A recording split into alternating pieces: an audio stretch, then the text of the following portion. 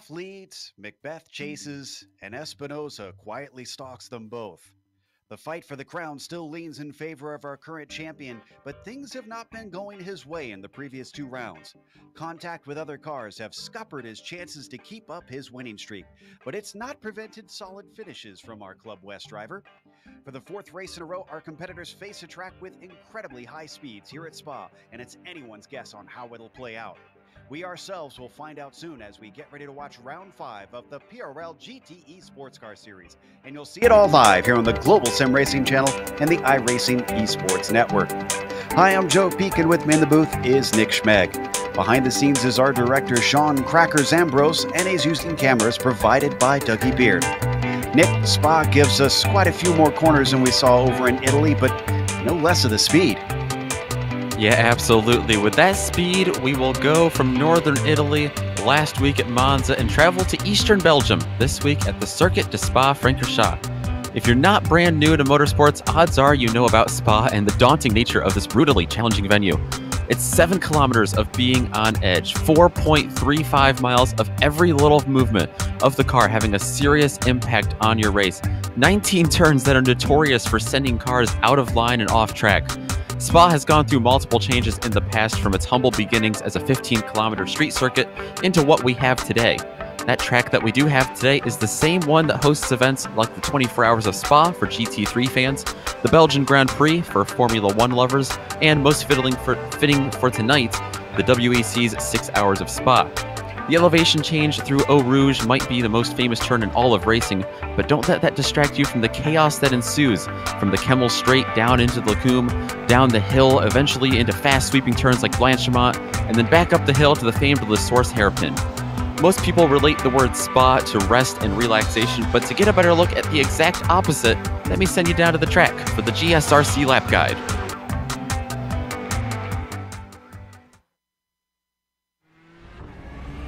All right, we're in the GSRC 4 GT, so let's do a lap around Spa. Coming down to La Source, this can be a good place to try and overtake, but it's very sharp in this corner. It makes the early laps when cars are bunched up a big risk to trip over each other. Plus, you might want to save your pass attempt until after this corner, because as we accelerate down the hill towards Eau Rouge, you're going to see a much better opportunity if you just show some patience. Though Eau Rouge and Radillon are marginal in the GTE cars, it's still very high speed. Make sure not to get a cut course penalty as you come over the crest, and now we hit the Kemmel Straight. Overtaking is so much easier if you just blow by them on the straight with more momentum. Plus, you've got the heavy braking down into Lacombe to help you get the job done. You won't track out fully though, because Malbody comes right after the chicane, and you've got to hold left to give yourself a nice wide arc. This is the highest part of the circuit, and now we start heading back downhill with Rivage.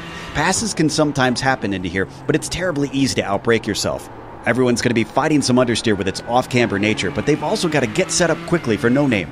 This deceptive bend catches people out frequently when the car snaps loose and they slap the barrier on the left. From here we approach Puhan, which even with the paved runoff is kind of frightening. It's wicked fast, downhill, and has 2 apexes. Plus, if you lose it and have your car stop mid-corner, there's a good chance someone could plow into you. Finally, we're at the bottom of the valley. Vanier sees the occasional overtake, but it's really a medium speed chicane, so outbraking your opponents is harder than you'd expect. It's also easy to get an off track on the exit by getting on the power too soon. Immediately you come up to Stavelot. This first apex can be kind of important because you obviously don't want to find yourself in the gravel.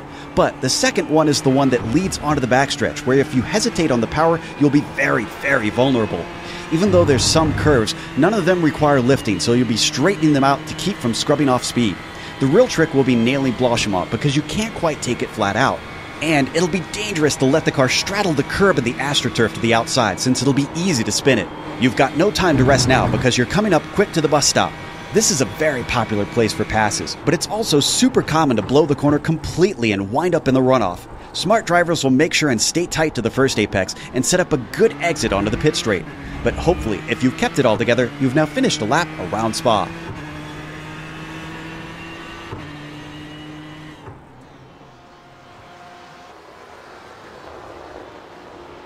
Our lap guide, thankfully, recorded on one of the more rare sunny days here at Spa, at least sunnier than we've got for today's race. But as always, today's race is brought to you by Simsa. The Simulation Motorsports Association is a sim racing platform created by experienced racers. Established in 2015 and supported by the International Sim Racing Federation, the association is bringing together organizations and communities to further promote sim racing globally. Concentrating on all sims worldwide, they offer a focused opportunity for sim races to compete with each other. They also provide consultancy services to this growing esports world.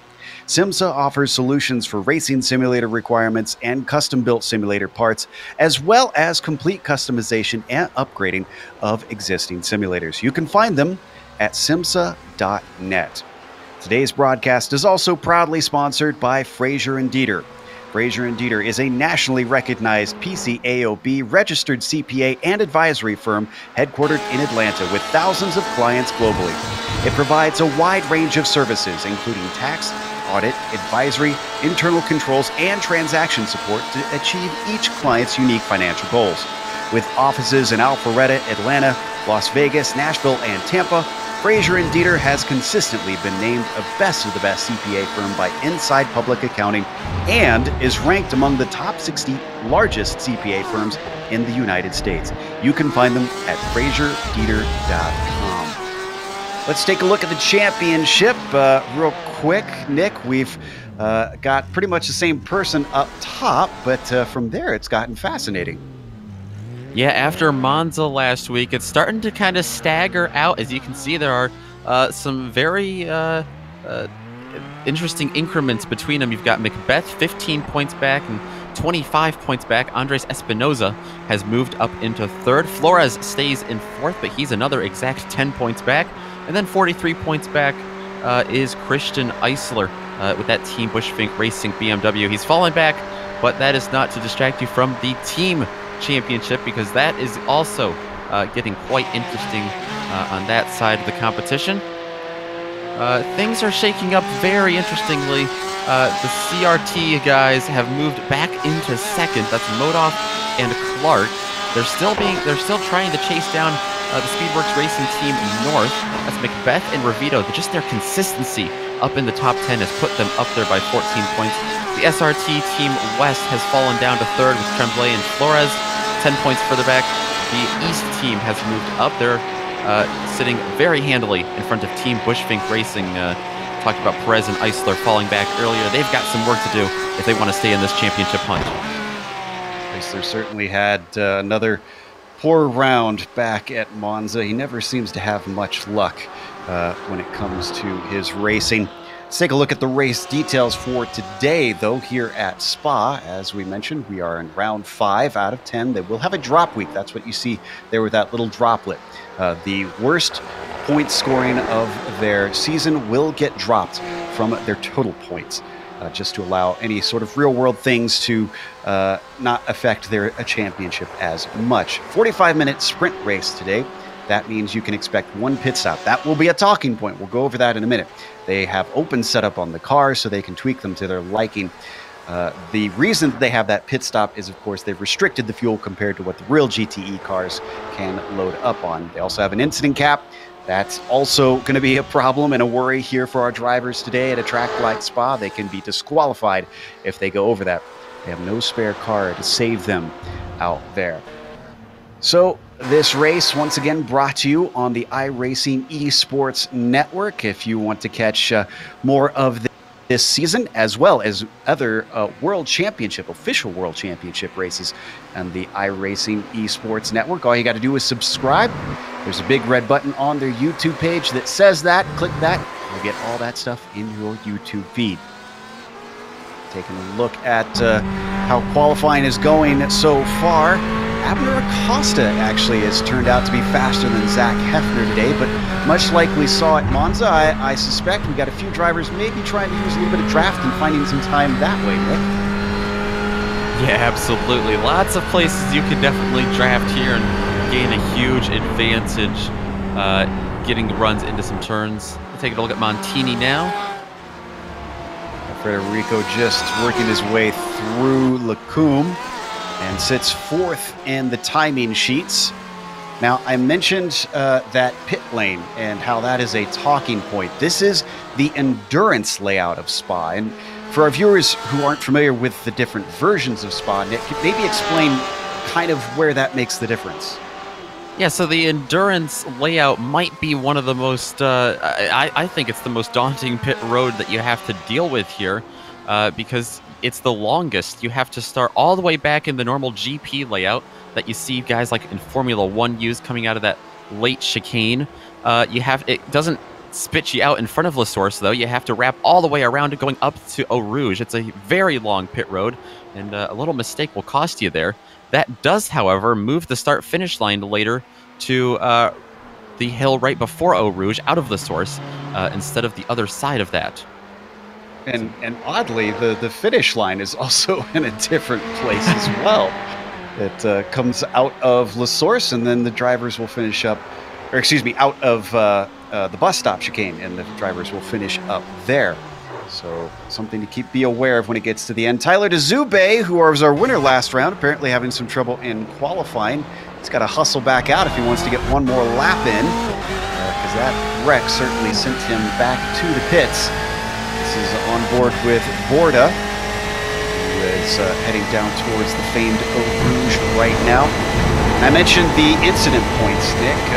Where are the biggest spots where you think the drivers might be racking them up today? Well, right through there, Eau Rouge, I think, is a big one. A lot of guys are going to try to hold that as flat out as possible. But, you know, Spa is really known for its off-tracks. You know, you have a lot of Twitch streamers deeming it Spa-Francorchamps off-tracks for a reason. And you have that long downhill section of sweeping left and right turns. That's the very scary part, down through Blanchimont and No Name and all those turns down through there, through the valley section. Just because your car is so easy to lose a little bit of grip, you're going to slip and slide over the curbs just a little bit.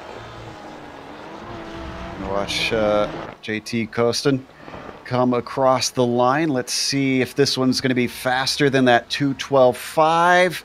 It is, and that goes from 22nd. Actually, no, he winds up in 22nd due to that. Now, on screen, we had Carl Modoff a little bit earlier. He's yet to set a time. That's another pitfall as we watch Hefner. Another pitfall of the off tracks here is it will discount your lap. Hefner sits in second on the front row outside of Acosta. Let's see what he can do. Let's hope that Modoff will be able to get himself a timed lap in before we run out. It's coming down to the end. And that one is not going to be faster for Zach Hefner. So he's still got to improve those 0.2 to catch Acosta.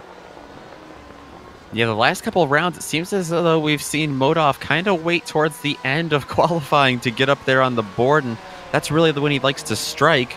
A little bit more risky here, though, at Spa. These are 2 minutes and 10-second plus lap times here, so not a lot of room for error late in the game.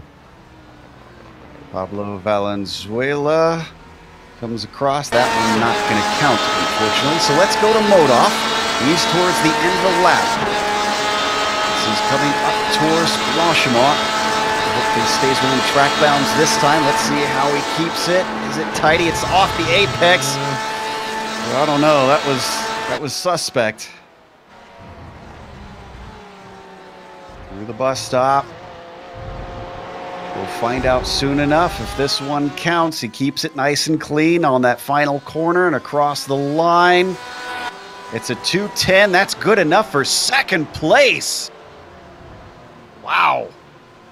Just like that. Last moment. Fernando Borda, as we weren't watching, moves to third. Hefner back up to fourth. This is Lucio Vargas in 26. He does have a lap time in, but he's well down the order. 38 seconds left on the clock. He crosses the line. What's this one going to be? Looks like that one not going to count for him, unfortunately.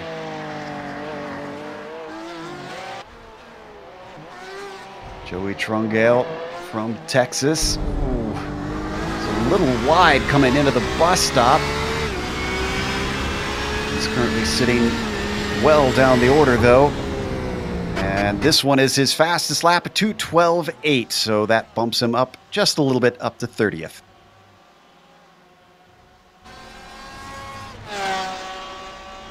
Looks like we have a pretty big field here today as well, 39 cars. And Checkered flag is out. This is Justin Rame coming across the line. Let's see if this one is an improvement on that 7th place. It looks like it is not to be. Jorge Flores. Oh, Jorge Flores to the pole with his final lap.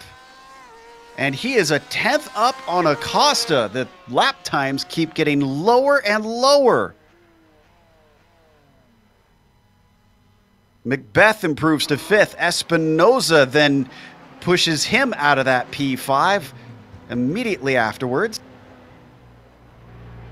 Gilmet comes across and I didn't quite see if that was an improvement for him. Mike Richter's on his last opportunity to try to improve. He crosses the line at a 2:12.8.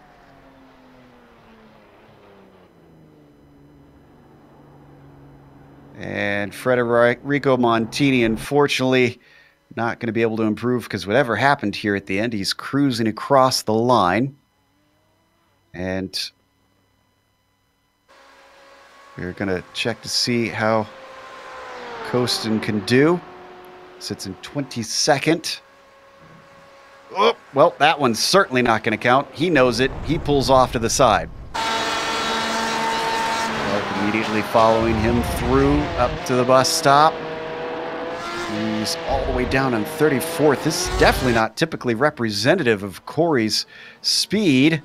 So as he comes across the line, a 2:13.9 for him.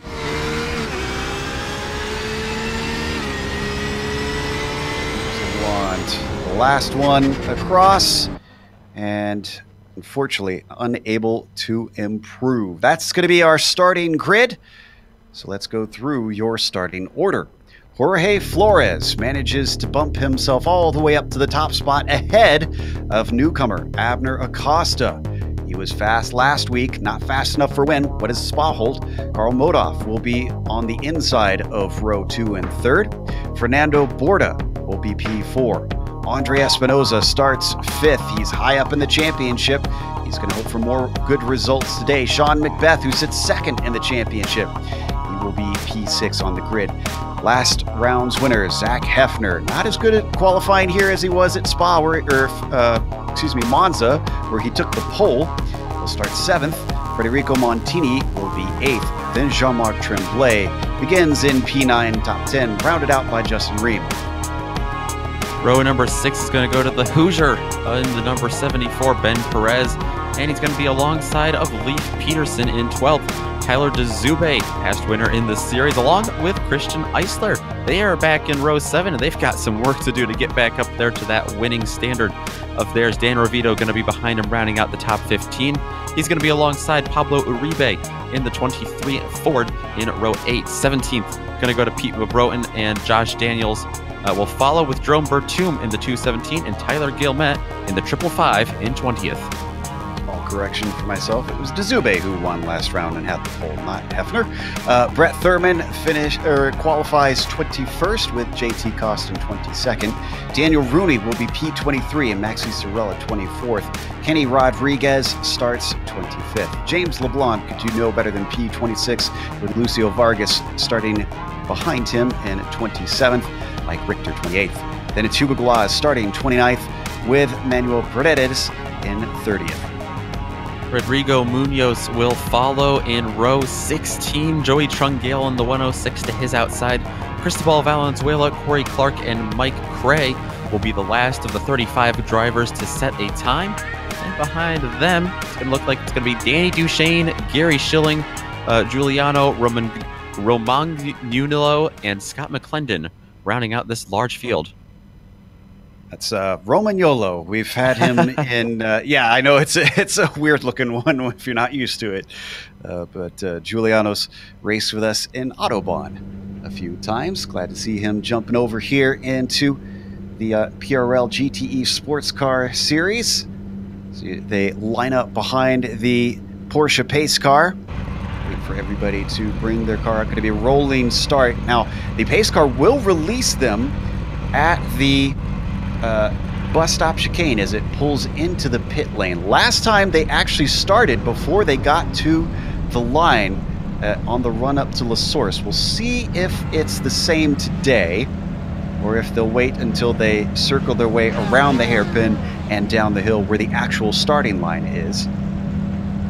Just a couple more cars waiting to come out. McClendon and Romagnolo, the last of them. It is a very dark day, but it is a very cool day. 66 degrees track temperature, so should be nice and grippy on the circuit. Not too much wind out there as well, and nice cool 49% humidity in the air, so shouldn't be too bitter of a cold. Working their way around Blanchimont now, up towards that bus stop chicane. Curious to see if Flores is going to gun it as soon as that Porsche pulls in, or if he will wait. To his outside is Acosta, probably wanting to redeem himself with a victory. Off into the pit lane, the pace car goes. Flores a little bit behind here. It is tight through that chicane. He's pulled a little bit ahead, but they have not gunned it quite yet. Waiting for everybody to come through. Everybody stacking up a bit, not wanting to get caught out. Getting left behind. Flores circles La Source. What does he do from here? Waiting and waiting. Now he gets on it. Green flag is out here at Spa-Francorchamps for round 5 of the PRL GTE Sports Car Series. They're mostly single file by the time they hit Eau Rouge. You can see them streaming up and over that crest. Question is everybody going to make it through on the first run? I'm seeing no problems so far. Already streaming down the Kemmel Straight. 3 wide for the lead. All the way on the inside is Modov. Acosta on the outside. They're going to go for it. And they're good so far. Current champion Modov slips into second place just barely, though. He's chopped off at the apex by Acosta.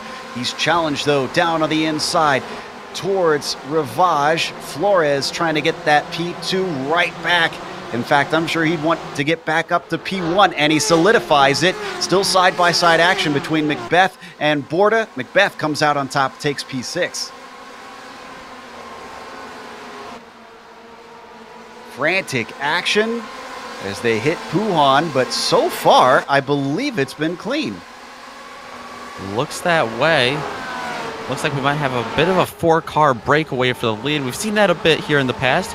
Acosta streaking away from Flores. And looks like Paredes had a bit of a problem into Puhan. Found the wall. We'll get back to that in a little bit. But you're right. We see a little bit of a stretch away, both from those 4, but also the leaders separating themselves from each other. Acosta half a second ahead from Flores.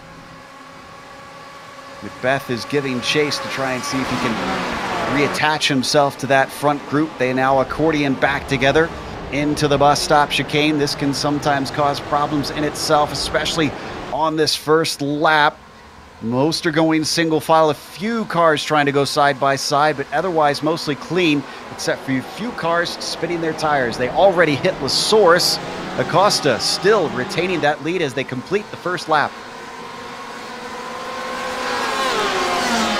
Yeah, I'm with you. I saw a few drivers struggle to get through there. A couple of guys really badly spinning their tires, but nothing too major. 3 wide last time, and look at the run that Flores has. He's already got the slipstream defensive move to the inside from Acosta. He's going to make him go the long way around at that first apex. Flores not feeling too aggressive today, though. He backs out of it.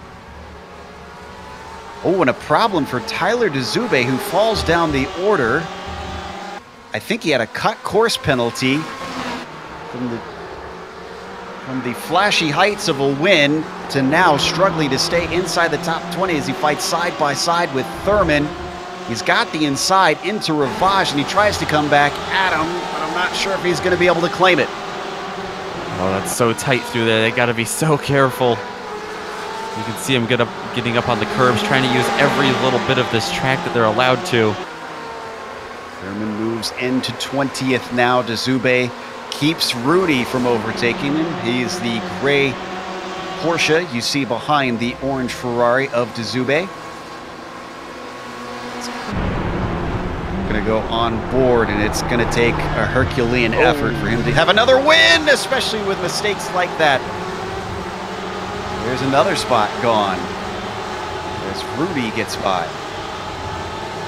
He's already got pressure from Ken Rodriguez behind him as well, with a battle for 4th place right now. Espinoza trying to hold off Macbeth. And I think he got, oh no, Macbeth was in 5th last lap, so this is him on the attack, down to the inside, in the bus stop, cleanly through. Textbook move from Sean Macbeth. This is a lot of Speedworks cars in a row. They certainly seem to be shining here. Look at that. How many of them are in the top 10? Let's go to 14th, though, as we got a big battle going on between Uribe as he almost slides into Ravito, who's challenging him for that. Mo Broughton, of course, also looking for a spot to get by, but it's too wide. The track is blocked in front of. They're going to get it sorted out just barely.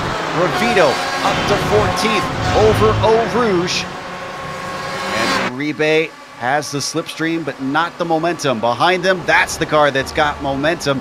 It's Tyler Gilmet going for 1, going for 2. Could he even get 3 cars in one straight away? He tries to outbrake Ravito, but he runs out of circuit.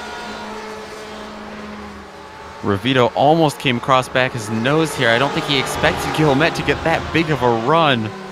That being said, he's going to have him down into the hill here with a lot of speed in that BMW for Gilmet. So many cars nose to tail in this battle. They've been joined as well by Daniels and Bertome.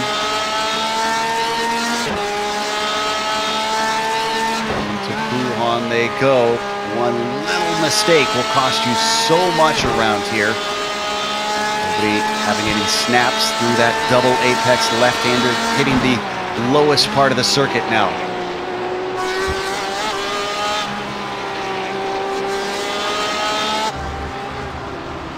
As we watch them hit Stavolo,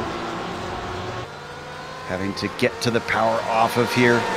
Another place where that slipstream can offer an opportunity. Gilmet certainly used it to great effect before. Can he do it another time? He's starting to gain, Nick.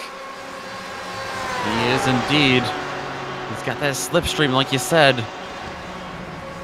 Stands the wake through Blanchemont very well, but oh, he's going to try anyways from 2 car lengths back. This is a very brave driver in that BMW. Doesn't work out, but certainly making Ravito think twice. Behind them, you saw very close between Uribe and Mo Broughton. Pete looking down for a chance at the source, but comes back to the racing line by the time they hit the brakes. Yeah, very poor exit out of the chicane for Tyler Gilmet that last time around that really allowed Uribe and Mo Broughton to catch up to him. And we got a pass for the lead happening. Flores on the attack on Acosta. He got to run up over Radillion, but once again, he has to take the outside, and once again, doesn't seem willing to risk it, or is he? He gets his nose in, coming through Malmedy. A surprise attack. It doesn't pan out. It does allow Modov to get to the back of him, though. Definitely allowed him to reel him in. Now he's just got to keep in touch with him, and he's got to get these positions here early because we've seen him wait in the last 2 races, and that does not go well for him. Into the dirt goes the right side tires for all of these guys. And I tell you what, Flores has friends, because if they fight anymore, you can see behind them, it is the Speedworks army. Hefner, Macbeth, Espinoza, all together ready to take advantage.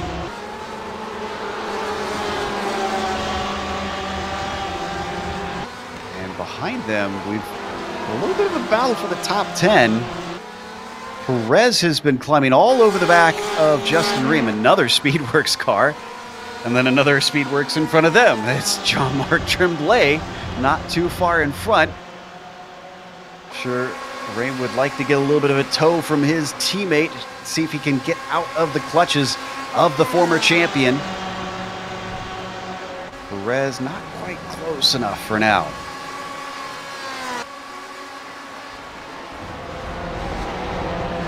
Whoa, a little bit too late on the brakes for Justin Rame. He manages to collect the car together and get it turned in time. Perez, unfortunately, can't get it off the corner. In fact, a fantastic launch from Justin. Gives him an opportunity on his teammate Tremblay, though not having anything of it. I think 3 spots ahead of him, there was a little bit of a checkup from Federico Montini that caused that, but that allowed Montini to get a huge jump over Tremblay behind him. And for some reason, Flores has disappeared. He's not hit anything.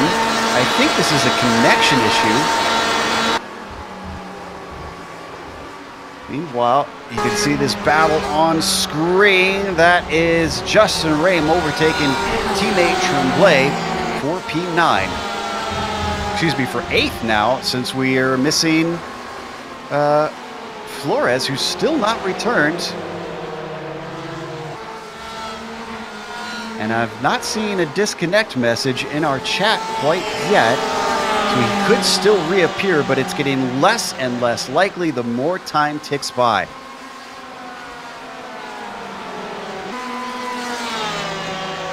Looking back at Macbeth and Espinoza, once again, Macbeth has taken this 4th place away from Andre.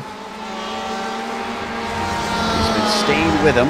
Don't forget behind them, the number 7 of Fernando Borda, just basically stalking this group. Just to report, it looks like we just got the message as well that Flores is out of this thing as far as connection goes as of now.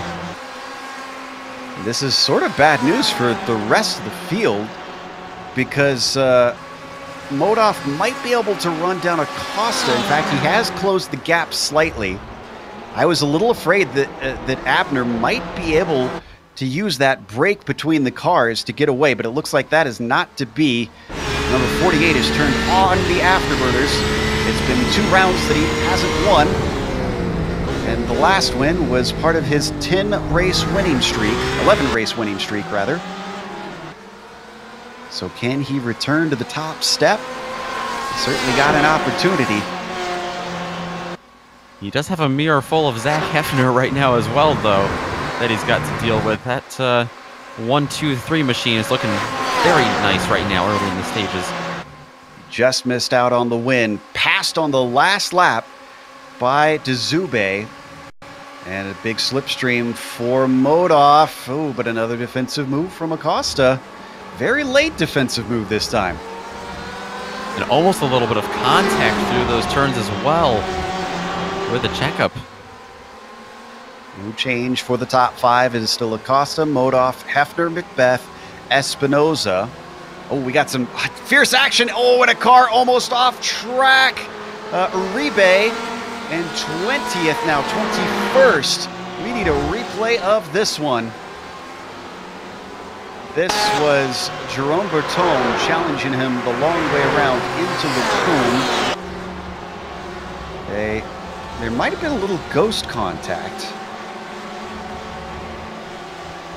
Yeah, just a very tiny little bit of contact there, it looks like.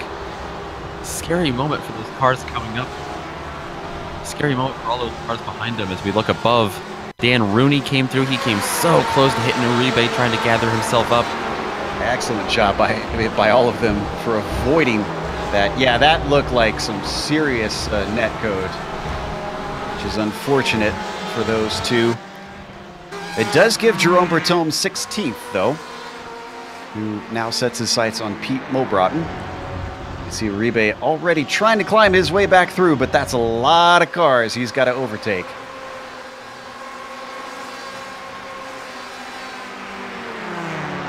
So we're nearly 15 minutes in. The pit window should open relatively soon.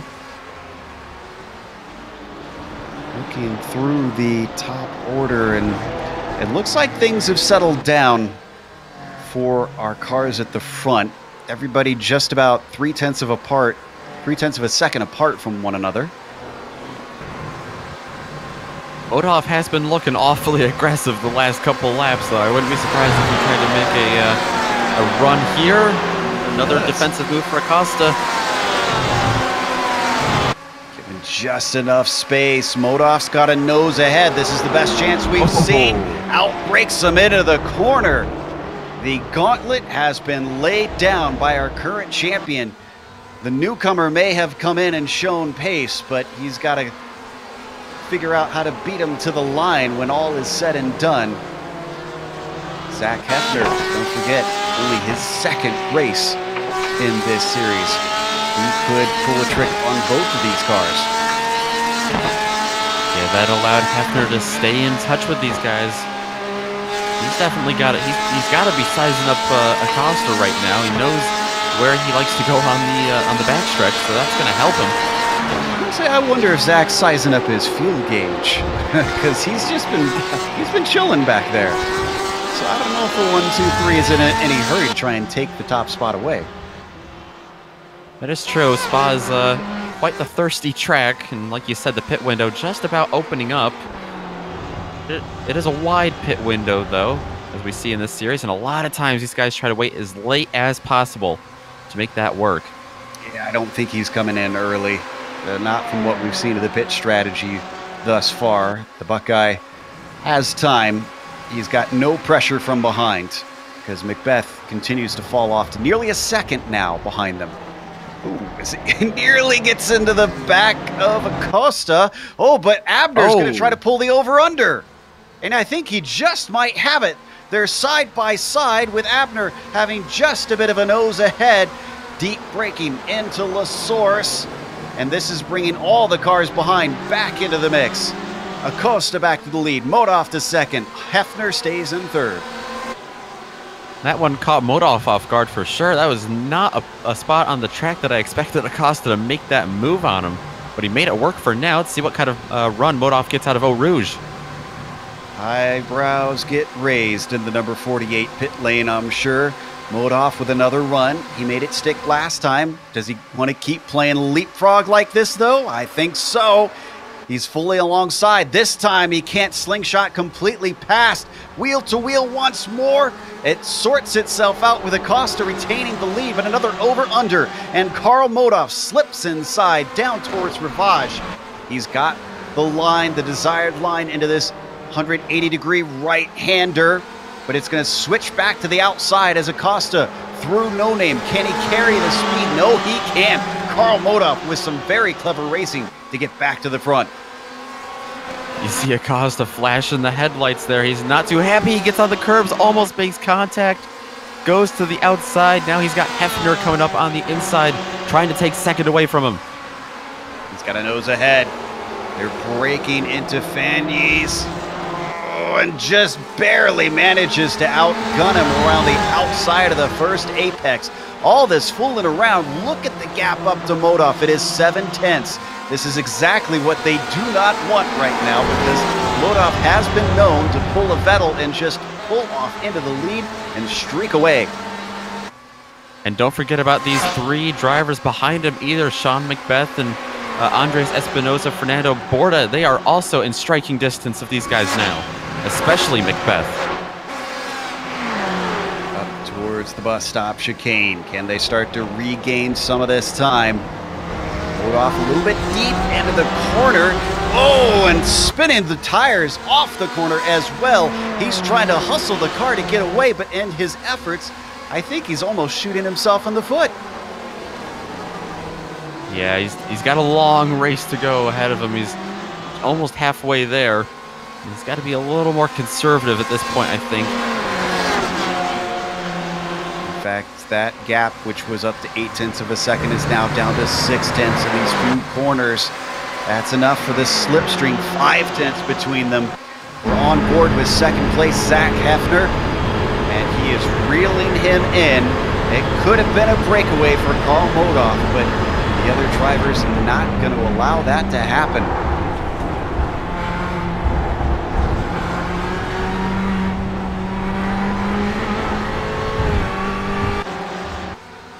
back downhill from the highest point on the circuit.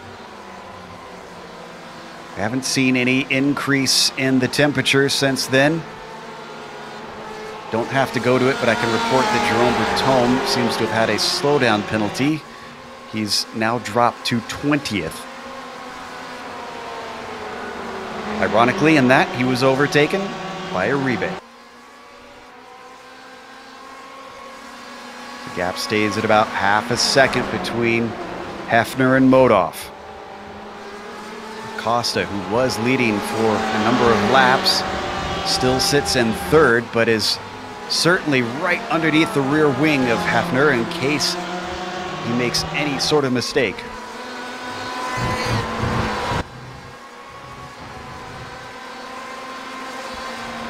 Pretty solidly in the pit window. Does anybody dare try to take an early stop to get out of this train?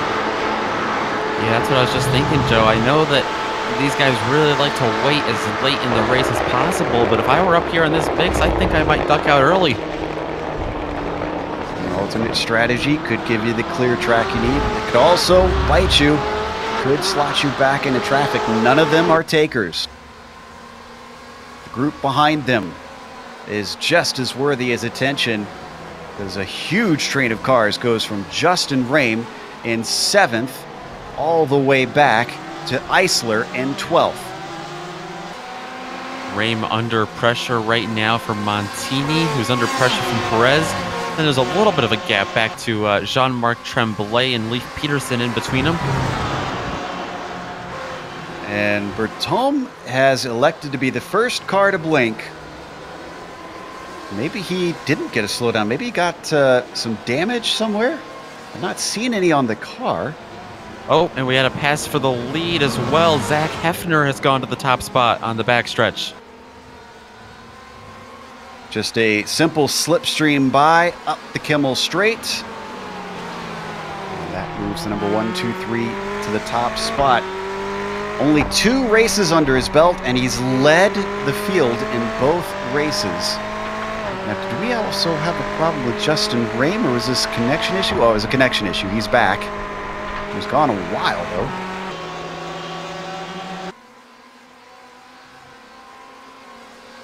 Hitting the bottom of the hill, our new leader.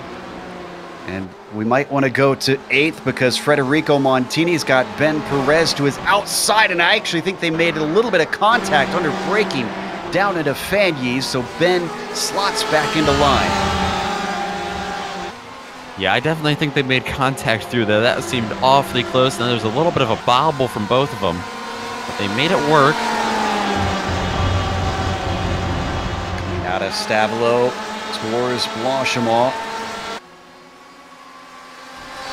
This could get tight. This could be an opportunity for one of them to pass. I'm also keeping a half eye on the leaders because they are relatively close to one another, but nobody breaking out of line. So staying on this, Rame defensive on Federico Montini, locks up the tires, but it doesn't matter because Rame is coming into the pits.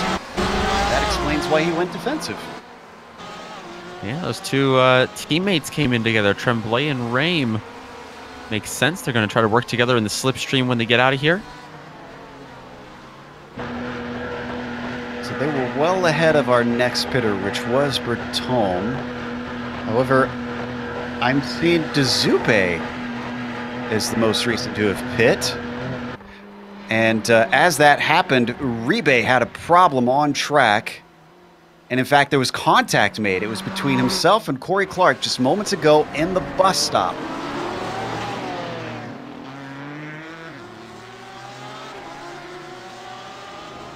So a little bit of a surprise attack.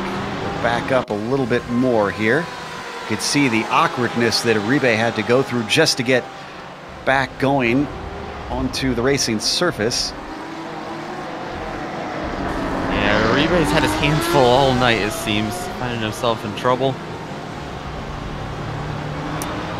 Corey Clark tried to be sneaky with that second apex, but I just don't think that was ever going to work. Up front, we missed a pass for the lead. Modoff ahead of Hefner now. Is it another slipstream pass, Nick? It was right on the backstretch once again. Taste of his own medicine back to Hefner, and that will demote the 123 down to P2. Acosta still following in third. He hasn't made any attempts to get around him. Same story for Macbeth back there in fourth. This race has flown by. 21 minutes as we see this battle for 13th between Rooney and Thurman, still side by side coming through Stavelo. That's going to slow both of them up. Looks like Thurman's going to come out on top.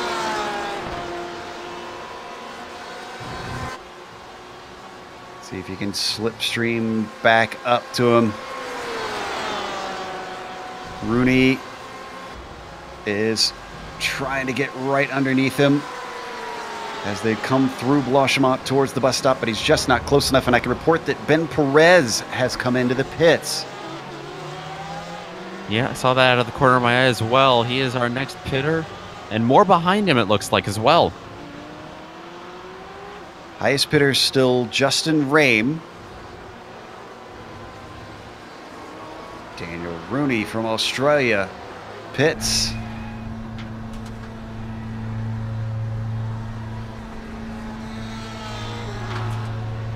Can get a good sense of just how long this pit lane is riding on board with Perez. From cone to cone, we're seeing it is a minute and 10 seconds plus for drivers. It feels like a lot more than that too, especially when you can hear the cars whipping by you on the left side and you just want to get back out there. 8th between Peterson and Eisler. This has not been Eisler's race as we get a little bit of sunshine finally. Eisler started well down the order and I believe 14th. Yeah. And I can report also that Ben Perez has come back out behind Rame, who is now our highest pitter. Guillemette, who we see on screen, had some sort of issue just ahead of them. Looks that way. Let's take a look at what happened. He was slow, and is it Vargas? Yeah, he makes contact. Well, we just moved right to say we're about to hit. He must have gotten a slowdown penalty, and a bad one. Was it through Eau Rouge, maybe? That'd be my guess. It would have to be, I think. 'Cause he's fine here. Could have spun as well. Let's see. Yep, that's just a simple slowdown penalty. It's gotta be. It's got to be one of the worst spots, probably the worst spot to get on all of the whole track.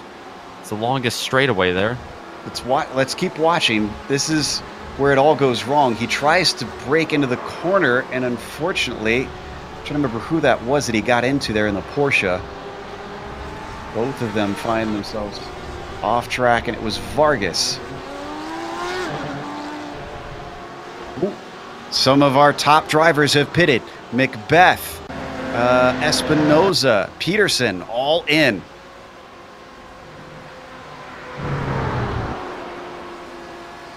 Rame still the highest pitter. He's down in 24th.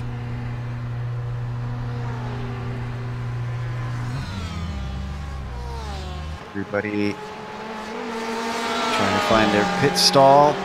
As we check in on the leaders, Modoff still ahead of Hefner. Acosta hasn't pitted either. And that leaves a gap back to P4, which is now Borda. And fortunately, he is well out of the slipstream at 2 seconds behind because of his teammates pitting. And these two leaders have kind of pulled away from Acosta just slightly over the last couple of laps. You can see the gap there. Macbeth and Espinoza have both finished their stops and returned to the track. They're 19th and 20th. They are now our highest pitters.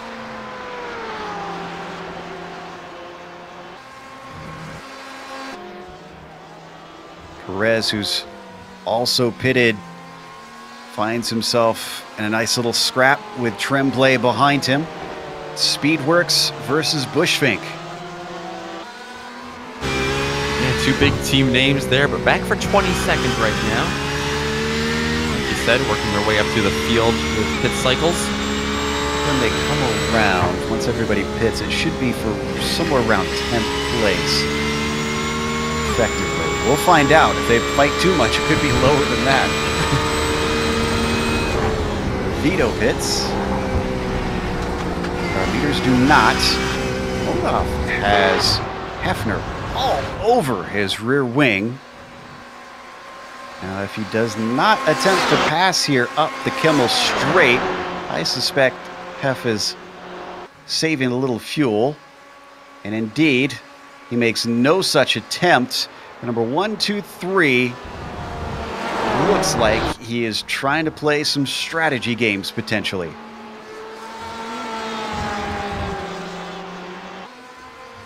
More drivers in. Cray and Uribe, like you said there. Clark as well, Corey Clark. I'm wondering, Joe, if sometimes we see in this series all of the leaders kind of come together, whether that's the top 2 or top 3. I'm wondering if we're going to see any kind of undercut attempts here at Spa. It's such a drafty track. We've seen it already.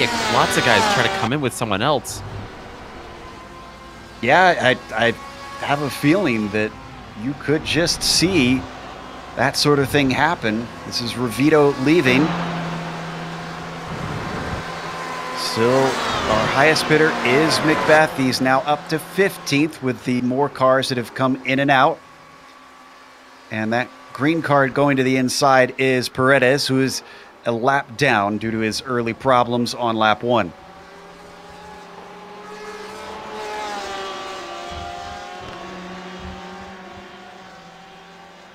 And did Montini just get passed by Eisler? Yes, he did. Oh, he had a problem. This is worth a replay. Montini, who was in the top 5, loses a spot to Eisler. Yeah. Heck of a save, though. This turns out to be. You're going to see it in Stavilo. After here through Fagnes, this Porsche with its rear engine seems to have found itself a little too... Oh, it was the grass as well. Caught a little bit on the entry, and I agree with you. That was a heck of a save. Oh, and cars are pitting. In fact, many of our leaders. Eisler stays out. That's going to allow him to lead a lap. Modov leads Hef, leads Acosta down pit lane. Borda is in, Montini, Federico Montini, Pete Mobrotten, Brett Thurman, JT Costin, Kenny Rodriguez, Rodrigo Munoz, Cristobal Valenzuela. Almost everybody. Gilmet is in. Only a couple cars seem to have saved enough fuel to be able to go one more lap.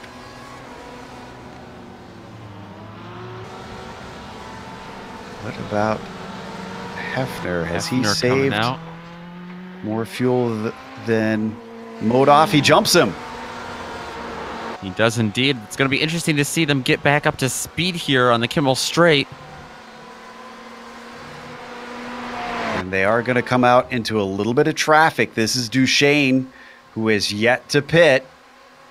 So he has no blue flags, no obligation to pull over. Acosta goes by Modov on the straight line as well. We were watching, we were wondering as well whether or not Zach Hefner was saving any fuel. And if that calculation for his fuel mileage is correct, it looks as if he has, because that's a big gap he jumped him by. And I'm seeing a difference of about 1 second between Hefner and Modov in time stationary. But Acosta also saved fuel. He was about the same time as Hefner in his stall. Still waiting on Eisler, who leads, to come in for his stop, and for Duchesne, who's mixed in with the leaders. Eisler pits now. Your winner back at Homestead, looking for a couple of spots gained.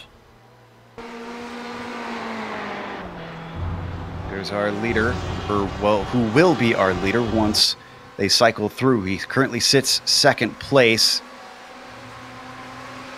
And he's starting to leave the rest of them behind. Look at the gap back to Acosta. Yeah. This shows you just how much Hefner was probably saving before compared to what he could have unleashed. I'm not too shocked, but he's still got to try and run away from Acosta because he's pushing hard to close that gap and get back into that slipstream. This is our what should be our leader here coming now as he crosses the line. As Hefner zooms past Eisler, puts him back to P1. Where's Eisler going to come out to?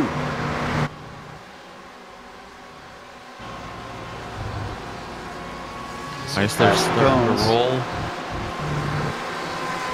Let's see. That's Tremblay going by in that green Porsche. Peterson coming up behind him. I think he's going to get him. So is Danny Ravito. So he's trying to box him in a little bit. They're going to slipstream on by.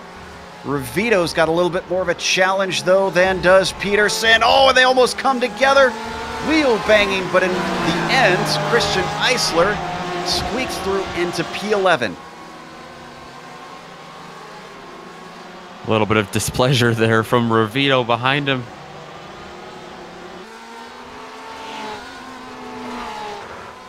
Flashing his lights at him and let him know how he feels. I reported Acosta about 1.2 seconds back earlier. Well, it is now down to 7/10. The 38s turned up the wick.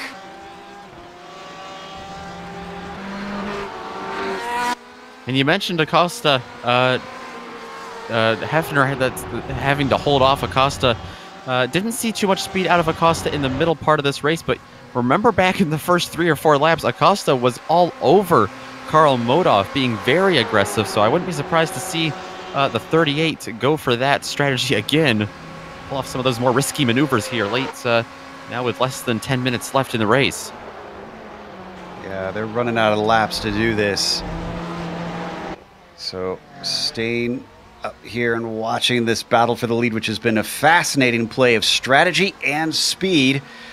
The major players have reduced themselves to Hefner, Acosta, and Modov, the top 3. They've got a 2.5-second gap back to 4th, Sean Macbeth. Now, that could still close because if you remember last round, Macbeth was a ways back at Monza and worked his way up to the leaders in the end. Now, it didn't work out in the end because he had contact with Modov, but I'd say Macbeth has a fair bit of speed underneath him when he wants it.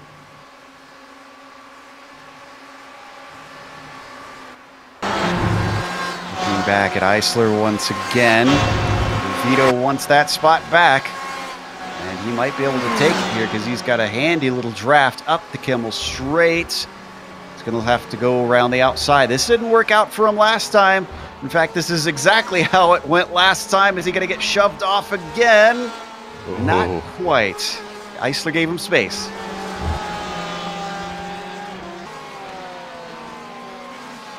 You would think after what happened last time, Ravito would have backed out by the time they got to that first apex.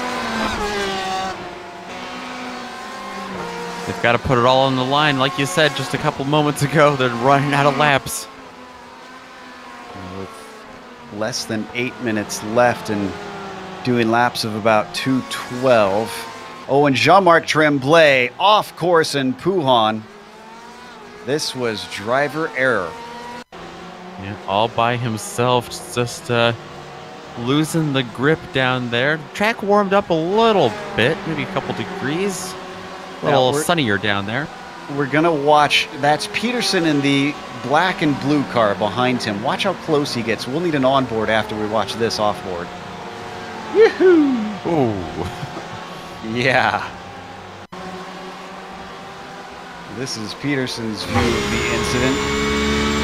There's some smoke. Suddenly there's a car perpendicular and just inches to spare. think it was Peterson that came close to hitting a car in the early stages of this race as well. It's been a close call for the 913 tonight a couple times. Behind them, don't forget Eisler and Revito still battling very hard, and Revito is looking a little anxious now. His car's squirming around under power out of the bus stop, and as they come out of La Source, he's going to try and set himself up for another go, but twice now he's looked to the outside of Lacombe. Twice it hasn't worked. Is he going to try that same side again? Is he going to get that opportunity again?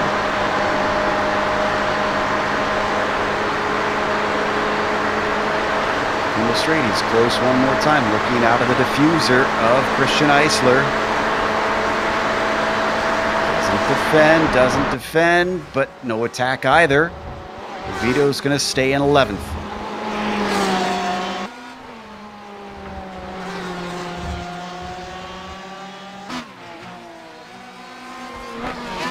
We haven't missed anything up front. It is still Hefner leading Acosta, leading Modoff with that gap back to Macbeth in 4th. This is looking very similar to last round. The main difference that instead of Acosta, it was Dzube last round.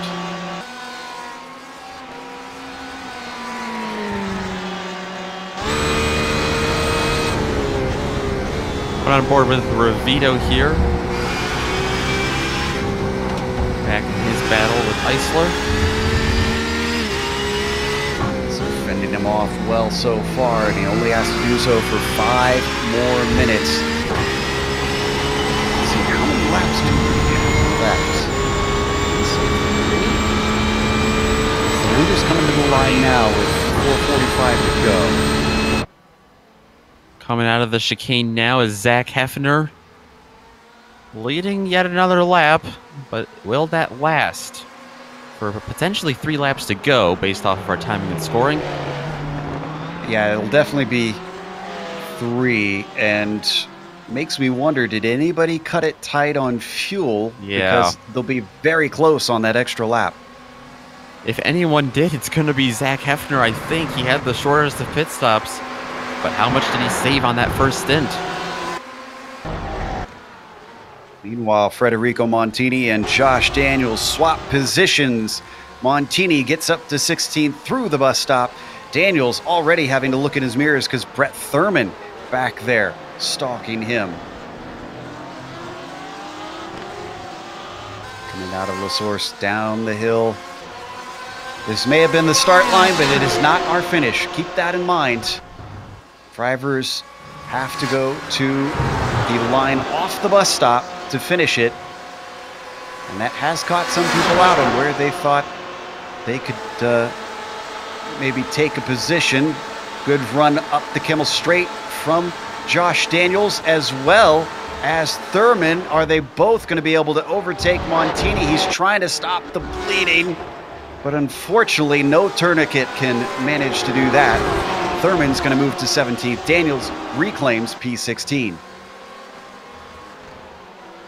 The battle for the lead rages on. Acosta can't do anything yet to get around Hefner. He's had a couple of goes at it, but he's got Carl Modoff behind them as well, waiting for something to happen out of these top 2, waiting for something to erupt and take advantage of it. All 3 in a line. Look at them nose to tail. Not going to get the white flag this time. 2/10, 3/10 between each of them consistently for many laps now. I definitely think there is a waiting game happening between these 3.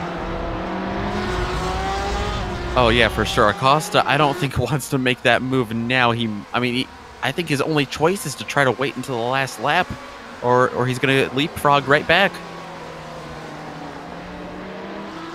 They've managed to stretch the gap back to 4th to about 3 seconds now. Sean Macbeth not able to respond. If anything, he's watching behind him because he's got Espinoza, Borda, and just Borda, I should say. That's a lapped car, I guess, behind them. Yeah, Jorge Flores, who has returned, unfortunately is among the leaders, but multiple laps down.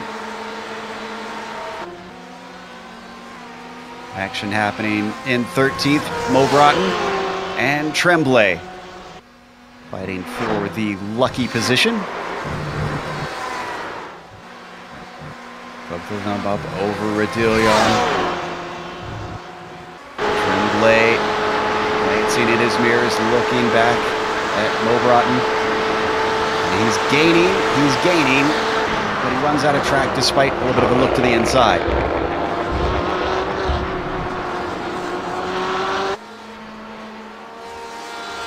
Looks like Montini also just ran into some connection issues tonight. Oh, disappointing to see for Federico. He was having a pretty decent one. Especially late in the race. We might have to stay with our leaders from here on out. They're coming up to Stavolo.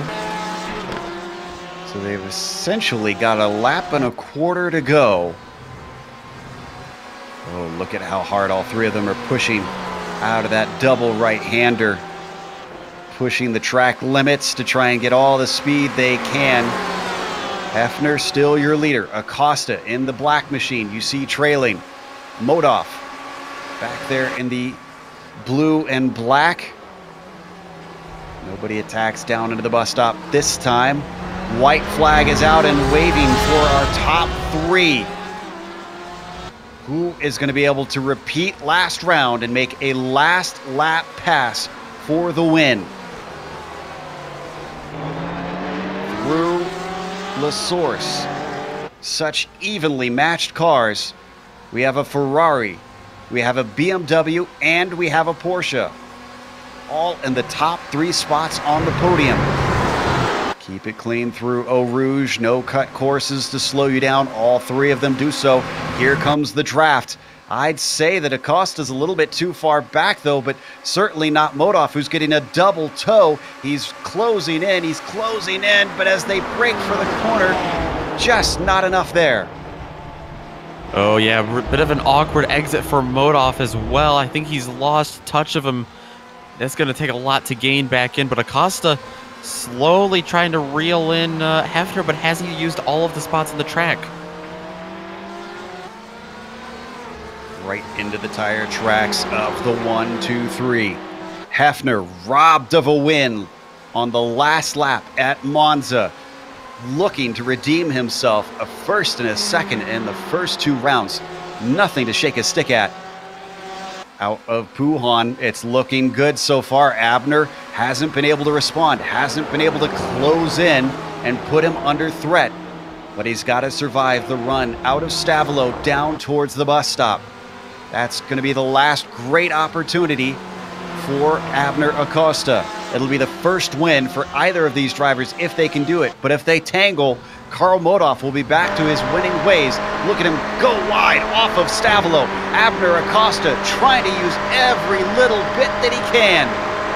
Blanchimont is going to put him into the wake, though.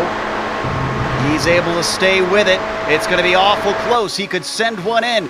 Hefner going to defend to the inside.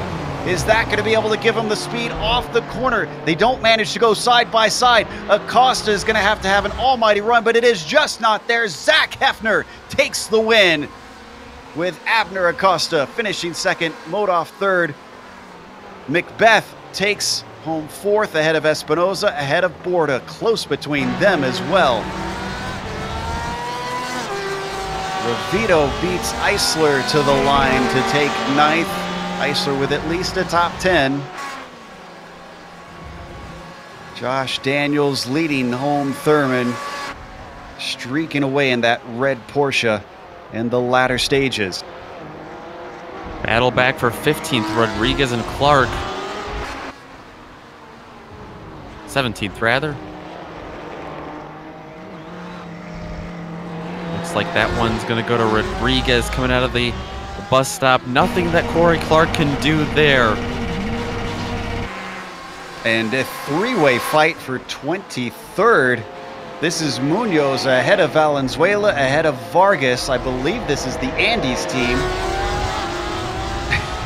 They're going to be 1, 2, 3 across the line. Unfortunately, a little bit farther down the order than I think they probably would have liked. Last car in the lead lap, going to be James LeBlond, who's trundling his way forward, and the Speedworks Army puts themselves in a nice little photo op at La Source. So we're going to close up here as Hefner enjoys his first win in only his second race. We'll be back with the unofficial results as well as driver interviews. Stick around, because on your screen, you're going to see all the upcoming races here on the GSRC.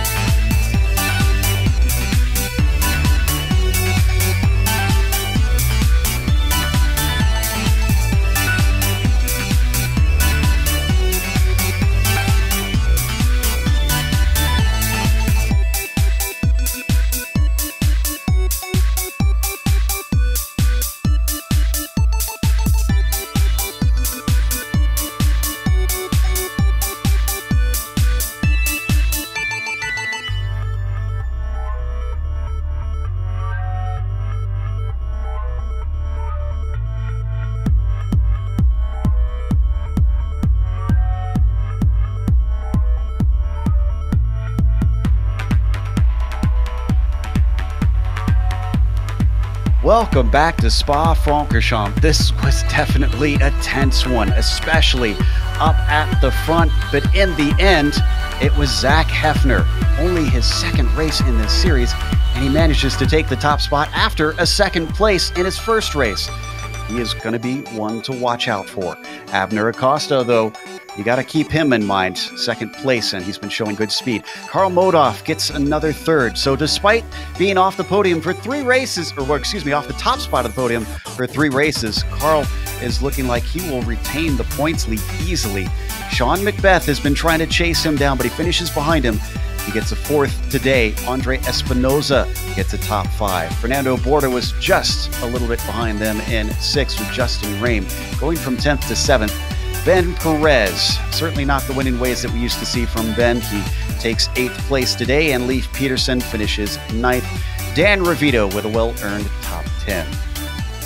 Your winner at Homestead, Miami, a couple rounds ago, Christian Eisler, is going to come home in P11. He's going to be followed by Tyler DeZube and Dan Rooney. Dan Rooney going from 23rd to 13th, all the way up through there. One of the hard charges tonight for sure. Josh Daniels and Brett Thurman will round out the top 15 with Jerome Bertoom behind him. JT Costin, Kenneth Rodriguez, Corey Clark, and Pete Mabrotten going to be the top 20.